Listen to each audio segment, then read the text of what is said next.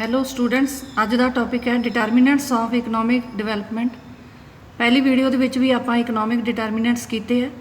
ਅੱਜ ਦਾ ਜਿਹੜਾ ਡਿਟਰਮੀਨੈਂਟ ਹੈ ਇਹ ਹੈਗਾ scientific and technical progress. Scientific ਅਤੇ ਟੈਕਨੀਕਲ ਪ੍ਰੋਗਰੈਸ ਜਿੰਨੀ ਜ਼ਿਆਦਾ ਹੋਊਗੀ ਉਹ ਦੇਸ਼ ਆਪਦੇ ਆਪ ਨੂੰ ਓਨਾ ਹੀ ਇਕਨੋਮਿਕਲੀ ਡਿਵੈਲਪ ਕਰ ਸਕਦਾ ਹੈ।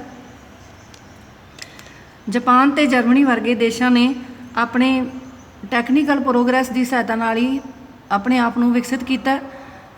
ਇਹ ਲਿਮਟਿਡ ਰਿਸੋਰਸਿਸ ਦੀ ਸਹਾਇਤਾ ਨਾਲ ਵੀ ਜੇ ਕਿਸੇ ਦੇਸ਼ ਦੇ ਵਿੱਚ ਰਿਸੋਰਸਿਸ ਲਿਮਟਿਡ ਹੈਗੇ ਆ, ਸਾਧਨਾਂ ਦੀ ਮਾਤਰਾ ਸੀਮਿਤ ਹੈ, ਤਾਂ ਵੀ ਉਹ ਆਪਣੇ ਆਪ ਨੂੰ ਡਿਵੈਲਪ ਕਰ ਸਕਦਾ ਹੈ ਜੇ ਉੱਥੇ ਟੈਕਨੀਕਲ ਪ੍ਰੋਗਰੈਸ ਅਤੇ ਸਾਇੰਟੀਫਿਕ ਪ੍ਰੋਗਰੈਸ ਹੋ ਰਹੀ ਹੈ। ਤਾਂ ਇਸ ਤਰ੍ਹਾਂ ਨਾਲ ਟੈਕਨੀਕਲ ਪ੍ਰੋਗਰੈਸ ਦੀ ਸਹਾਇਤਾ ਨਾਲ ਲਿਮਟਿਡ ਰਿਸੋਰਸਿਸ ਦੇ ਨਾਲ ਵੀ ਇਕਨੋਮਿਕ ਡਿਵੈਲਪਮੈਂਟ ਨੂੰ ਵਧਾਇਆ ਜਾ ਸਕਦਾ ਹੈ।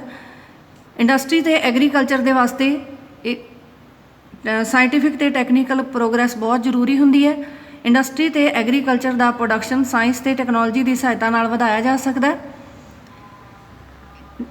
ਸਾਇੰਟੀਫਿਕ ਅਤੇ ਟੈਕਨੀਕਲ ਪ੍ਰੋਗਰੈਸ ਦੀ ਸਹਾਇਤਾ ਨਾਲ ਕਪੈਸਿਟੀ ਆਫ ਪ੍ਰੋਡਕਸ਼ਨ ਨੂੰ ਵਧਾਇਆ ਜਾਂਦਾ ਹੈ, ਆਊਟਪੁੱਟ ਨੂੰ ਵਧਾਇਆ ਜਾ ਸਕਦਾ ਹੈ। ਇਸ ਨੂੰ ਆਪਾਂ ਹੁਣ ਡਾਇਗਰਾਮ ਨਾਲ ਐਕਸਪਲੇਨ ਕਰਦੇ ਹਾਂ।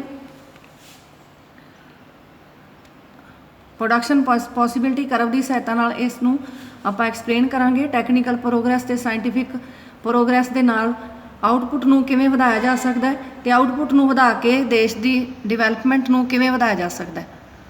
ਤਾਂ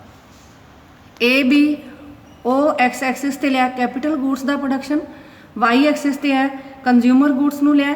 AB curve production possibility curve ਹੈ। ਕੋਈ ਵੀ ਦੇਸ਼ ਆਪਦੇ ਲਿਮਟਿਡ ਰਿਸੋਰਸਿਸ ਦੇ ਨਾਲ ਜੇ ਕੰਜ਼ਿਊਮਰ ਗੂਡਸ ਦਾ ਪ੍ਰੋਡਕਸ਼ਨ ਕਰਦਾ ਤਾਂ ਉਹ A ਦੇ ਬਰਾਬਰ ਵੱਧ ਤੋਂ ਵੱਧ ਪ੍ਰੋਡਕਸ਼ਨ ਕਰ ਸਕਦਾ ਹੈ।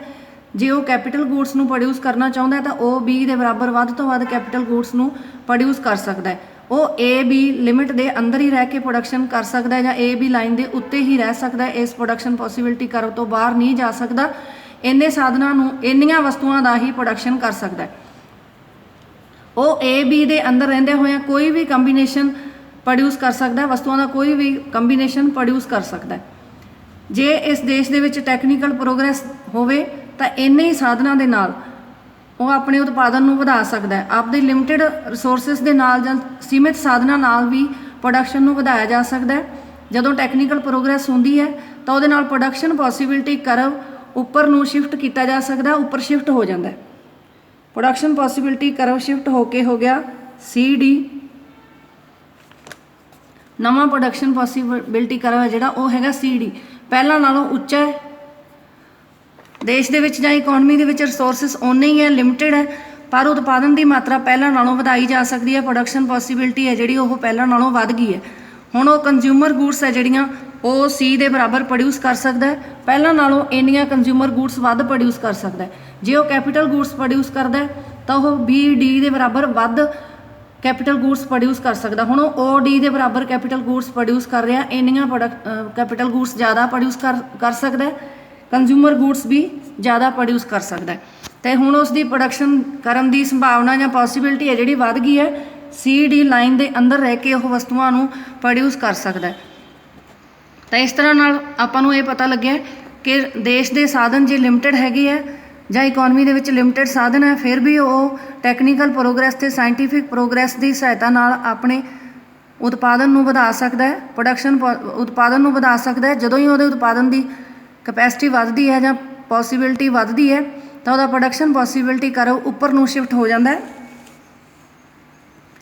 ਇਹ ਜਿਹੜਾ ਉੱਪਰ ਨੂੰ ਸ਼ਿਫਟ ਹੋਇਆ ਪ੍ਰੋਡਕਸ਼ਨ ਪੋਸੀਬਿਲਿਟੀ ਕਰਵ ਹੈ, ਇਹ ਟੈਕਨੀਕਲ ਅਤੇ ਸਾਇੰਟੀਫਿਕ ਪ੍ਰੋਗਰੈਸ ਕਾਰਨ ਹੀ ਉੱਪਰ ਨੂੰ ਸ਼ਿਫਟ ਹੋਇਆ।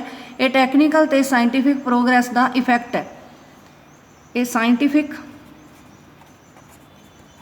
Scientific and technical progress the effect ਹੈ।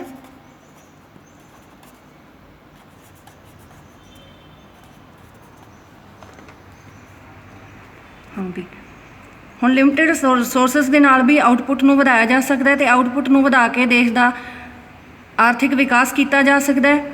ਮਿਨੀਮਮ ਟੈਕਨੀਕਲ ਪ੍ਰੋਗਰੈਸ ਦੀ ਸਹਾਇਤਾ ਨਾਲ ਕੋਸਟ ਮਿਨੀਮਮ ਹੋ ਜਾਂਦੀ ਹੈ, ਪ੍ਰੋਡਕਸ਼ਨ ਦੀ ਕੁਆਲਿਟੀ ਵੱਧ ਜਾਂਦੀ ਹੈ, ਪ੍ਰੋਡਕਸ਼ਨ ਦੀ ਕਪੈਸਿਟੀ ਵੱਧ ਜਾਂਦੀ ਹੈ। ਤਾਂ ਇਸ ਤਰ੍ਹਾਂ ਨਾਲ ਟੈਕਨੀਕਲ ਪ੍ਰੋਗਰੈਸ ਅਤੇ ਸਾਇੰਟੀਫਿਕ ਪ੍ਰੋਗਰੈਸ ਇਕਨੋਮਿਕ ਡਿਵੈਲਪਮੈਂਟ ਨੂੰ ਪ੍ਰਭਾਵਿਤ ਕਰਦੇ ਆ।